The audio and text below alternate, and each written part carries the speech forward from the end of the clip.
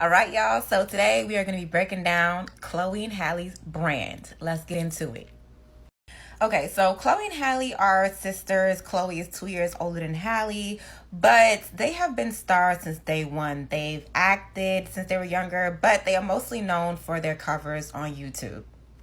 Now, if you pay attention to their videos, you can see their mannerisms that eventually later on in their brand you will see still carried on with them. But it wasn't until this cover right here of them singing Beyonce's Pretty Hurts that caught Beyonce's attention off rip. Beyonce shared their cover on her Facebook and then a year later signed them to Parkwood Entertainment music label and eventually became their mentor. So they went on to opening up for Beyonce on tour in Europe. They even opened up for Michelle Obama for her keynote at South by Southwest Festival. Now, in 2017, they released a project called The Two of Us, which is like a mixtape, which I'm not really familiar with, but look at the creativity. This is outside their house or whatever, but what a coincidence that Halle is dressed up like the Little Mermaid. Funny. Now, in 2017, they broadened their brand by also being a cast for Grownish, and they also did a theme song for Grownish as well. Now, to me, this was a smooth transition into adulthood because even though people knew of Chloe and Halle as, the kids that Beyonce mentored, this was them showing more of their personality and stepping into adulthood. This show was based in college. They were cussing, showing a little attitude. This is different from the girls that we've seen on YouTube. Now, in 2018, Chloe and Halle released their debut album, The Kids Are Alright. This was the album that they said was 3 years worth of self-discovery, growth, vulnerability, that they put all into one album. They also produced and wrote this album, y'all. My personal favorite song off of this is Happy Without Me. Now, in 2019, it was released that Halle would be casted as Ariel for the live-action Little Mermaid movie.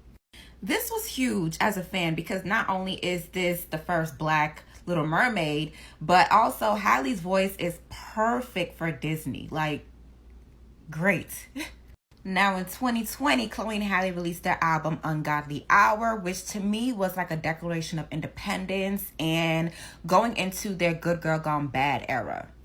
They had to get really creative with this because, again, this was released in 2020 when the pandemic happened. So the visuals was off the roof and they were being more sexy and raunchy with this, okay? I gotta go into part 2 because I didn't think this was gonna take this long, but follow me there. All right, y'all, I'm breaking down Chloe and Halle's brand, part 2. Okay, boom. So like I said, Chloe and Halle was definitely getting into more Good Girl Gone Bad era. They released Ungodly Hour, which was more sexy. It was raunchy. From the looks to the choreography, they were having more fun. This is definitely more freedom for them. And like I said, in 2020, the pandemic rised. So they had to get more creative. So they were on IG Live and, talking more and sharing more of their personality. And we found out that Halle is more of the gangster and Chloe is actually a sweetheart. But when they perform, it kind of interchanges, which I think is so cool. Every performance was a hit. When they hit that damn tennis court, you knew it was going to go down, okay? And they did not miss energy, outfits, scenery, 110% each and every time, which got them nominated for a Grammy for Ungodly Hour.